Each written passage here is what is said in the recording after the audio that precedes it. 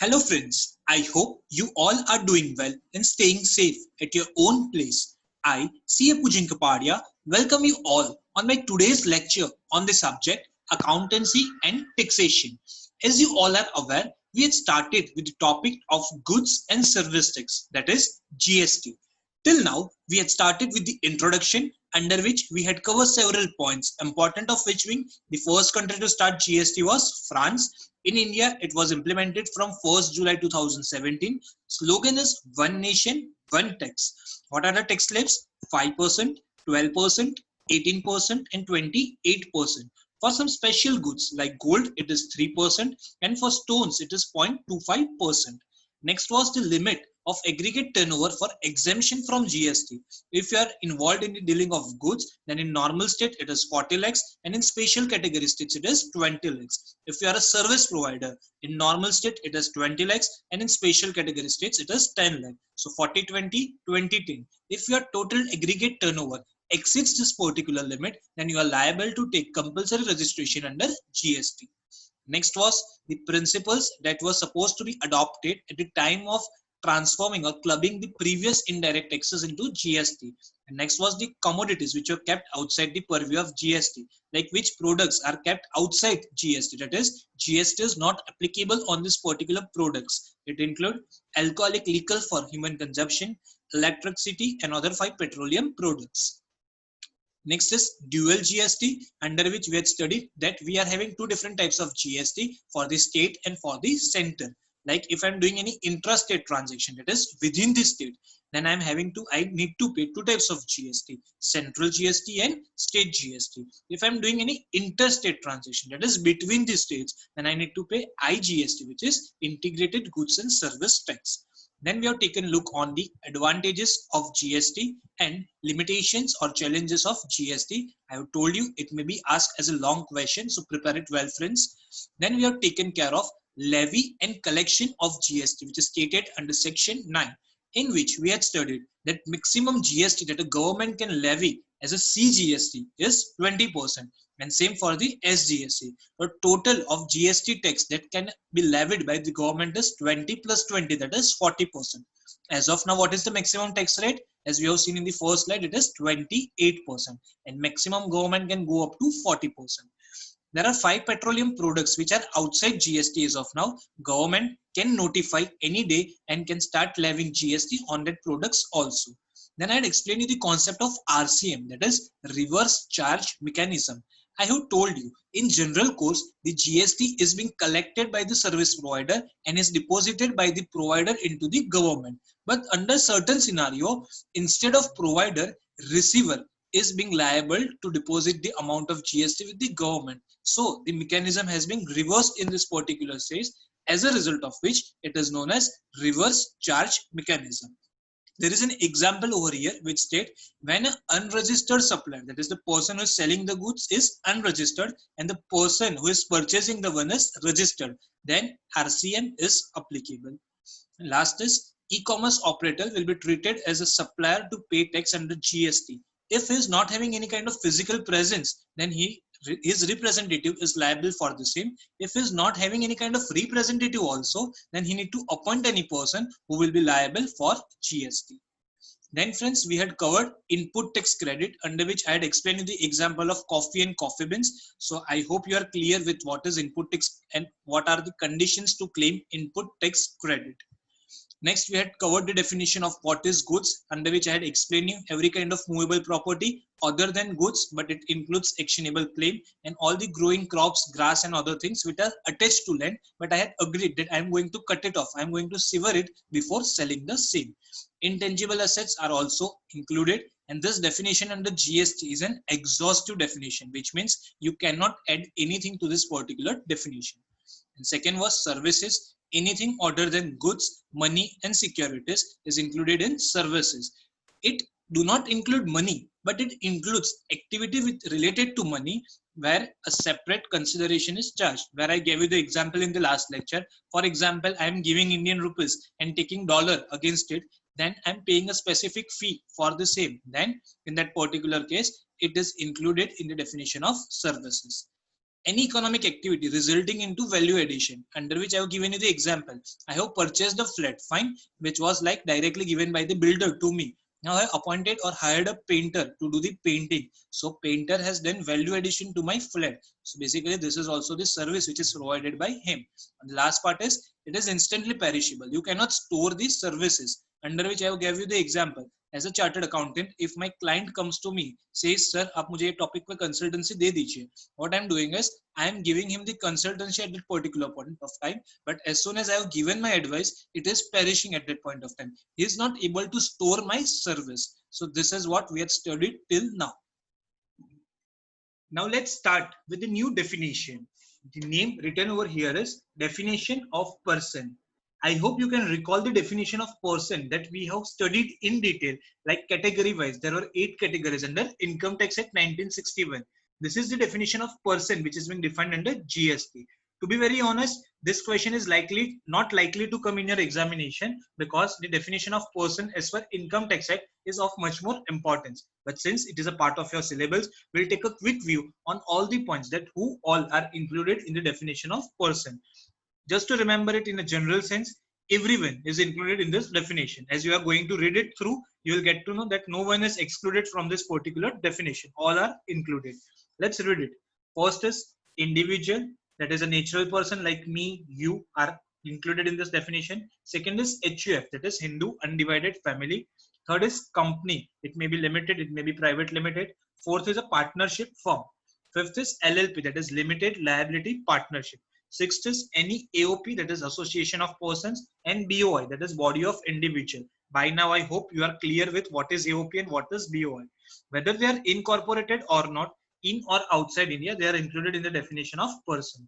Next is any corporation which is established under any central act, state act, or any provincial act, or a government company as defined under Companies Act 2013. So any, you can say, body or a corporation which is formed under any government's act is also a part of the person. Next is any body corporate incorporated by or under the laws of the country outside India. So there are certain laws which are of the country outside India, but since they are body corporate, they are also being a part of the definition of person under GST. Next is cooperative society, as you all know, which are being registered under Cooperative Societies Act.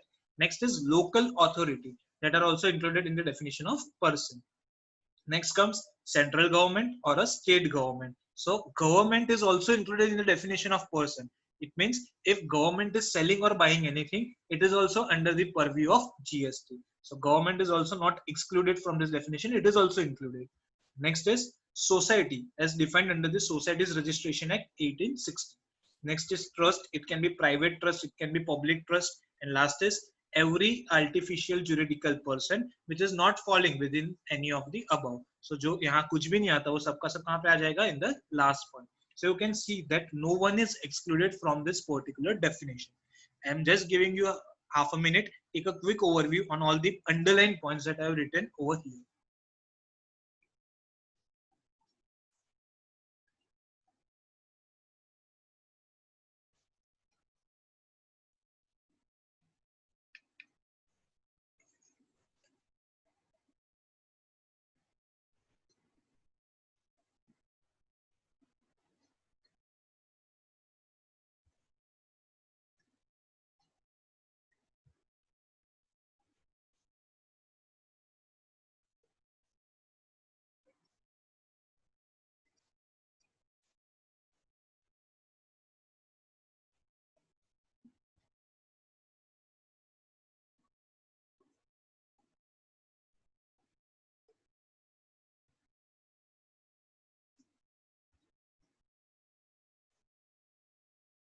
Well, I hope you have read all the names which are stated over here.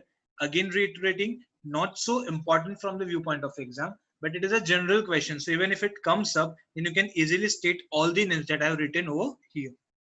Next, and an important definition from the viewpoint of exam also, works contract. We need to understand, what do you understand by works contract? Let's read it. It means a contract for building, construction, fabrication, completion, erection, installation, fitting, improvement, modification, repair, maintenance, renovation, alteration, or commissioning of any immovable property wherein transfer of property in goods, whether as goods or in some other form, is involved in the execution of such contract. A big definition, yes. What you need to remember is, I would just like you to request it first of all to remember at least 5 to 6 activities from this first 3 lines. I have stated many activities. Just remember 5 to 6 at least from this stated. If you can remember each and every one, it is very good. But if not, at least 5 to 6 names out of this. Now, every activity is basically related to immovable property. You can easily get it that whenever I am doing any construction or whensoever I am installing some machinery and anything on my immovable property. So wherein I am doing any of this activity on my immovable property for which I have entered into a contract, wherein a transfer of property here means there is going to be the transfer of ownership from one person to another person. So the transfer of property is involved in the execution of contract. To cut it short, I can say if I have entered into a contract for what? Contract for any of these activities that I have stated over here in the first 3 lines. These activities are related to what? They are related to immovable property, and there is a deed or there is a clause of transfer of ownership in that particular goods. Fine. And then in that particular case, if I have given such kind of contract, it is going to be termed as works contract. What you need to remember over here, first point, the names of activities. It may be related to building, construction, fabrication, repairs, maintenance, anything related to what? Related to immovable property. But what is the condition? Transfer of property is involved in the execution of contract. Then this contract is known as works contract. I'm just giving you a moment, quickly read through the definition of works contract.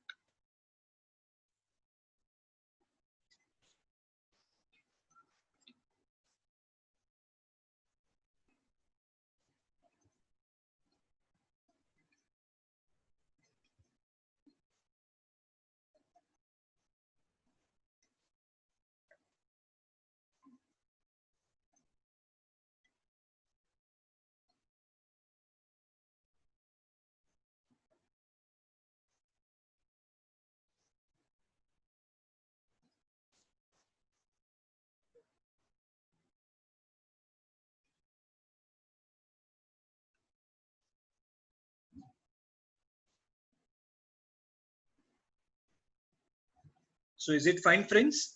What we need to remember in this definition, these names of activities related to what? Related to immovable property. What is the condition? There is involved a transfer of property, transfer of ownership of the goods. Then such contract is known as works contract. Let's switch to the next definition. Fifth one, places of business. If I'm doing business, what is my place of business? Where can I say I'm doing my business? Now, what is the definition? Let's read it. It includes point number A place from where the business is ordinarily carried on and includes a warehouse, a godown, or any other place where a taxable person stores his goods, supplies, or receive his goods or services or both. So basically, the first point is saying that my ordinary place of business, the place from where I am ordinarily carrying on my business, and it is also including my warehouse, my godown, or any place where either I am supplying my goods or from where I am receiving my goods. So the place from where I am carrying on my business in the ordinary course. Generally मैं कहाँ से business करता हूँ? That particular place is known as my place of business as per point number A. Let's move to second point, that is point B. A place where a taxable person maintains his books of account. If the first criteria is not fulfilling, then I can go to second criteria, which says any place where I'm maintaining my books of accounts. That is, all the books of accounts, all the records of my business, that place will be termed as my place of business. If not, I'm going to the third point, a place where a taxable person is engaged in business through an agent by whatever name called. That is, I am not personally doing my business over there, but my agent is doing business on behalf of me, and that particular place can be known as my place of business. So let's see it once again. The first one is the place from where I'm ordinarily carrying on my business. That can be my go down, that can be my storehouse, or the place where I am supplying my goods or where I am receiving my goods is known as my place of business. Second is the place where I am maintaining my books of accounts. As you are aware, you need to maintain the books of accounts of your company or the firm or the business that you are running. So that particular place will be termed as your place of business. Third is you are not personally involved in your business, but your agent is conducting the business on your behalf. Then in that particular part, that place from where the agent is going the business is known as your place of business. So I hope you are clear with the definition of what is place of business. First is the place that is ordinarily being carried on your business. Second is the place where you are maintaining your books of accounts. Or the third, the place from where your agent is carrying on your business is known as place of business. I hope you are clear with this definition. Fine. Okay. Let's move to the next part. Aggregate turnover. Can you recall this word? We have read it somewhere. Yes. Yes. In the second slide, where I have explained you the limits where you are required to take the compulsory registration under GST. Remember 40 lakhs, 20 lakhs, 20 lakhs, 10 lakhs. What we have studied over there. If my aggregate turnover exceeds this particular limit, then I'm supposed to take GST registration. So now let's understand what is basically aggregate turnover. It means the aggregate value of, aggregate is nothing, it means total value of all the taxable supplies. Taxable supply means all the sales that I am doing, all the supplies that I am doing which are taxable under GST. Second is all the exempt supplies. Exempt supply means these goods or services are under the category of GST, but as of now, no tax is leviable on that particular supplies. So these are known as exempt supplies. That is the supplies on which there is no rate of GST as of now. So this is known as exempt supplies. The first is all the taxable supplies. Second is the value of all the exempt supplies. Third is exports of goods or services or both. If I am also involved in export business, if I'm exporting my goods or I'm exporting my service or I'm exporting both the things, then the total value of exports is also going to be added in this particular part. And the last is interstate supplies of persons having the same pen to be computed on all India basis. That is, if I am providing a product to my branch, or you can say to my associate company which is running the business under the same name, under the same point, that is I am the owner of the business, but I am having one office in Surat and one office in Mumbai. Now what I am doing, I am supplying goods of rupees 1 lakh from Surat office to Mumbai office. Though the owner is same, we are running the business under the same PAN number, but still I need to add this amount, this transfer also to the aggregate value of turnover. As a result of which, you need to remember guys, what is aggregate turnover? It is the aggregate value of these four things.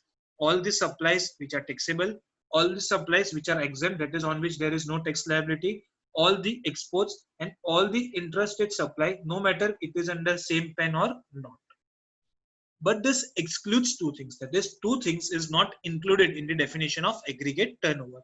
First is the value of inward supplies on which the tax is payable by a person on reverse charge basis. I hope now you are clear like what is reverse charge basis. I have told you, whenever I need to pay tax as a receiver, generally what is the case? Whatsoever I am selling, I am the seller, I am the service provider, and I am paying GST. But under certain scenario, under certain circumstances, I need to pay tax as a receiver. Though I am buying the goods or I am receiving the services, I need to pay tax on that particular product. So that value of inputs on which I am paying the tax under reverse charge, that amount, that transaction value is not going to be the part of my aggregate turnover. Why? Because it is not my sales. I am just bearing the tax liability. It is actually the sales of the supplier. I hope you are getting what I'm explaining you friends. Yes. So we need to understand, if I'm paying tax under reverse charge, that is someone has sold and I have purchased the goods and I need to pay it under reverse charge as a receiver of that particular thing. That amount of goods is not going to be included in the definition of aggregate turnover. Why? Because it is turnover of that another person, not of mine.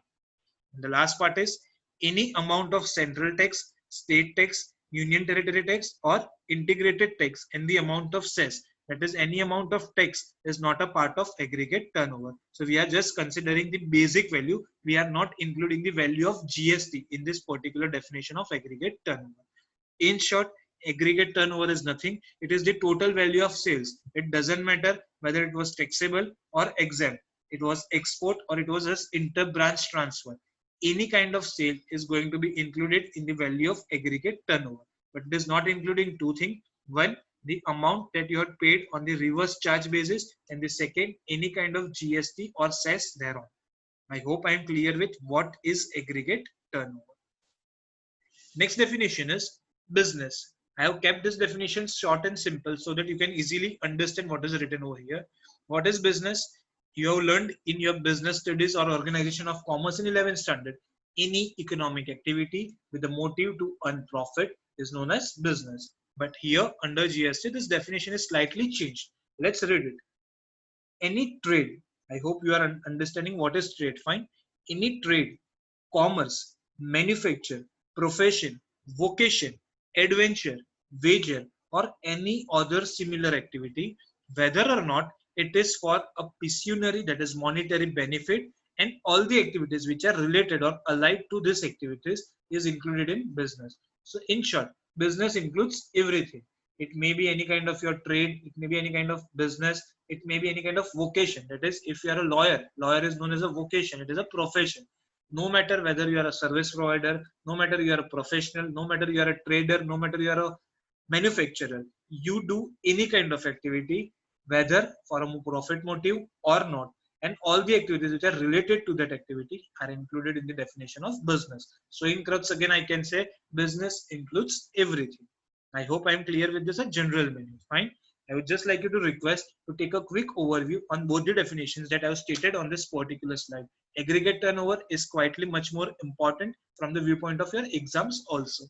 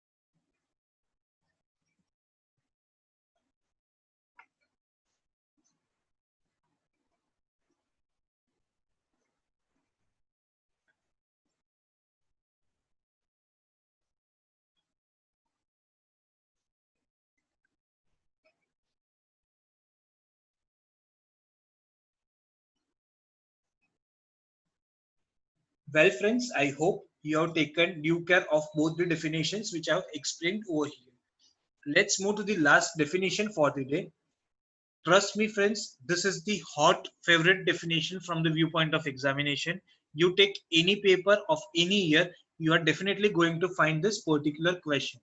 The question reads as, what is supply? Explain the types of supply.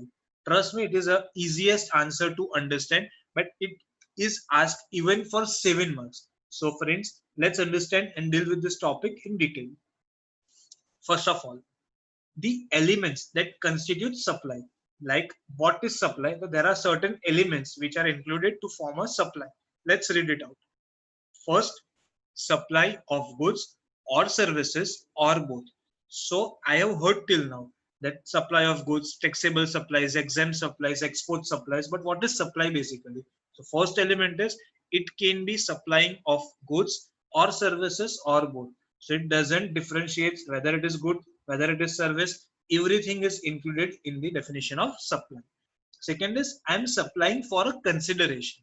That is, I'm not giving anything for free of charge. For example, I want to teach any person who is my relative and he is coming taking his doubts for me and I'm teaching him from free. So I'm providing my teaching services. So basically I'm supplying services. But whether I'm taking any consideration, answer is no. I'm not charging any fees. Now this consideration is free of cost. There is no consideration. Then this teaching service is not going to be the part of service. So basically, second point, which is important, you should be supplying goods or services for a consideration. That is, you are taking something in return for the supply of goods or services. Third is, you are doing that particular part as a part of your business for furtherance of your business. So your main motive is to deal with the business, to increase your business. Next is, you are doing this in a taxable territory, that you are providing or supplying your goods, services in the territory which is under the taxable boundaries. And the last is, you are a taxable person. That is, this supply is going to take place by a taxable person. It is any person who is liable to tax under GST.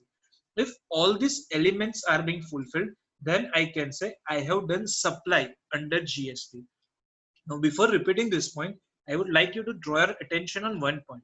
Why it is necessary to understand supply? Because friends, the trigger moment of GST is supply only. You know, you have studied everything, like GST rate is this percent, 5%, 12%, 18%. But when you are going to apply this funda, only when you are actually supplying goods or services. That is, जब मैं मेरे कोई भी goods और services supply करूंगा, तब जाके मुझे सारे provisions implement करने पड़ेंगे. So what is the heart of GST? It is supply, friends. So it is important to understand what is supply. So the elements that constitute the supply is first, supply of goods or services. Second is, it is done for a consideration. Third is for furtherance of business. Fourth is in a taxable territory, and last is it is done by a taxable person. If all these five criteria are being met, then I can say I have done a taxable supply. I hope I am clear with this particular part. So it is much more than a sale. Fine. We generally say मैंने goods बेच दिए. I have sold these goods. But this is much more than that particular part, because there are 5 elements involved in this particular part. So you need to learn all these 5 elements which constitute a taxable supply. Now further, this supply can be broadly classified into 2 types. There are 2 types that we are going to study in detail of the supply. One is composite supply and second is mixed supply. See, these 2 words are quite related. Fine. So it is important to go in detail. So what we are going to do, even if it is asked in exam, first you are going to expand all these 5 elements that I have explained over here, and we are going to write half a page explaining what is supply and what are the elements of supply. Then we are going to write what is composite supply and illustration on the same, and then what is mixed supply and illustration on the same. So this is basically going to be a 7 marks answer. Let's look what is composite supply. Composite supply means a supply made by a taxable person to a recipient consisting of 2 or more taxable supply of goods or services or both. So till here I can understand 2 points. First is a supply is being made by whom? By a taxable person to the recipient.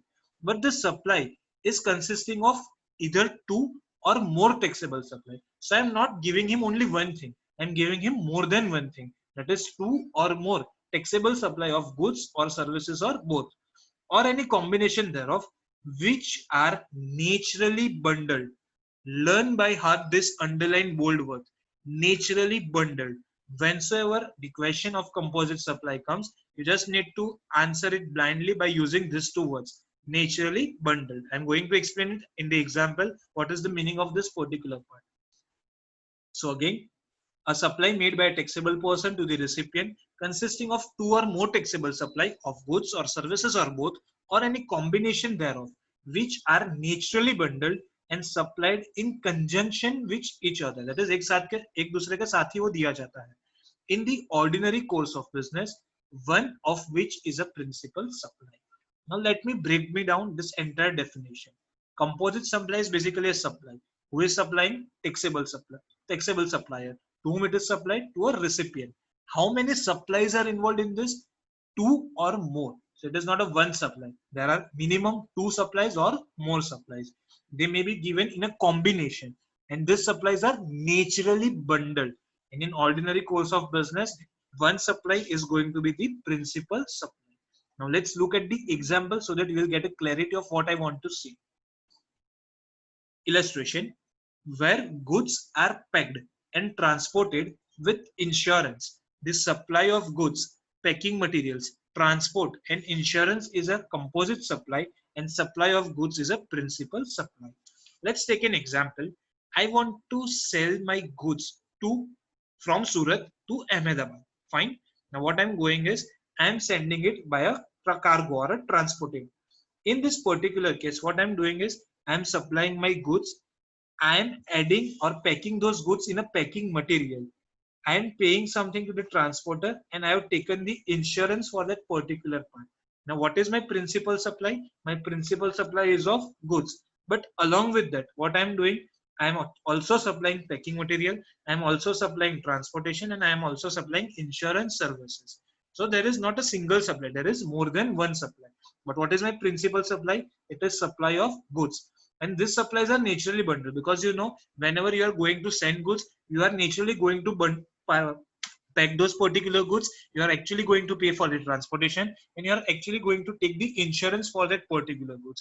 Now this is a common activity, naturally bundled activities with supply of goods with the principal supply. Let me give you the another example. Suppose I want to purchase a television. Fine, I'm going to the television showroom. I'm going to pay for the television. For example, he shows me the television of 40,000 rupees. I'm going to pay 40,000 for the television. But at the same time, he's telling, sir, we are also offering you 1 year free warranty. Now, in this particular case, friends, 1 year free warranty is a second supply because television was a good that they have supplied to me, but they are also giving me another supply in form of service, that is warranty. Now, this is naturally bundled. Fine. He is not adding another product to that particular supply. Both these things are coming simultaneously, which are naturally bundled. It is a nature of a television that whenever I am going to purchase a television, warranty is going to be supplement that particular transaction.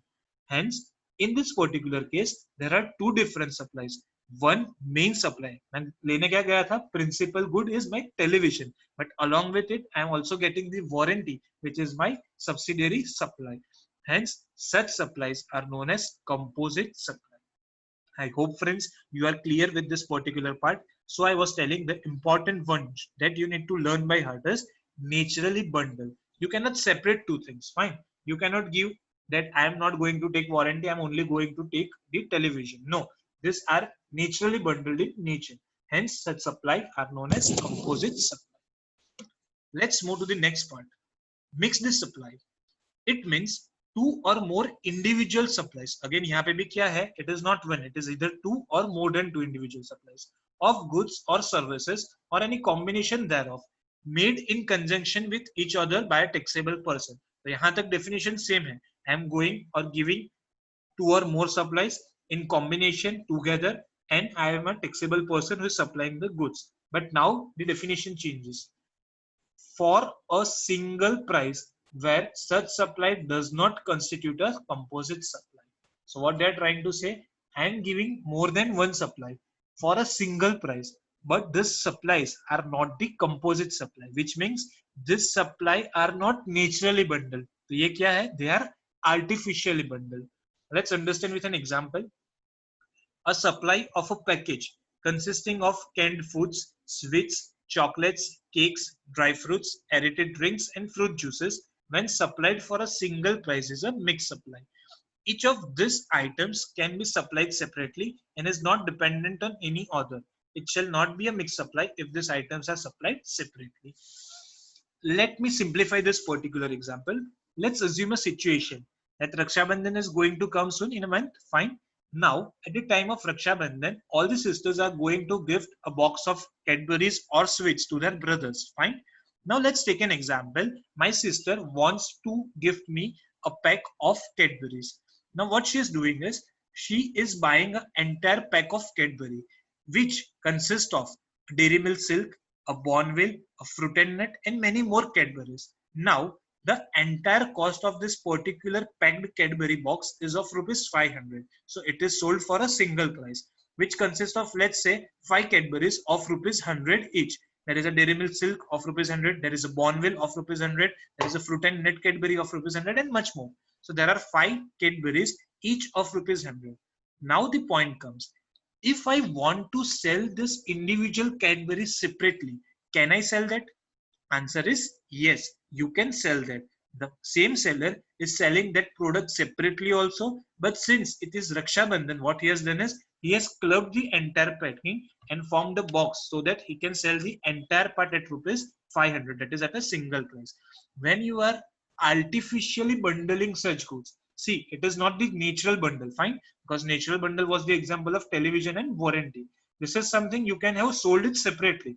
But since for a festive season, you are getting it bundled artificially and want to sell it for a one price, such supply are known as mixed supply. So the major difference is composite supplies are naturally bundled. Fine, it is in the nature of that particular supplies that they are going to come together only. But mixed supplies are not naturally bundled. You want to make it presentable, or due to certain marketing purpose, you are artificially bundling those products and selling it at a particular price. With this example, I hope you might be clear. Just remember two words and two examples. When it comes to composite supply, you are going to remember the words naturally bundled, and the second word is the example of television and warranty. When I'm talking about mixed supply, you need to remember artificially bundled, because they are capable of being sold individually also, and the example of Raksha Bandhan ka Cadbury packet. With this, I end up this particular answer. Trust me, friends, this is going to be the most important question from the viewpoint of examination. What is supply? Explain the types of supply, under which you are going to explain composite supply and mixed supply. So I would like to end my today's session over here. I would just like you to say something, that in the upcoming lecture of mine, what I'm going to do is, we are just left with one topic, that is composite supply. So before starting that topic, I'm going to do the revision of this entire chapter. So if in case you have missed any of the topic, then do attend my upcoming session, because we are first going to do the revision of the entire topics that we have covered under GST, and then we are going to commence with the last topic of composite supply. With this, I, CA Pujan Kapadia, thank you all for your patient listening and hope to see you soon in my upcoming lecture. Thank you, friends.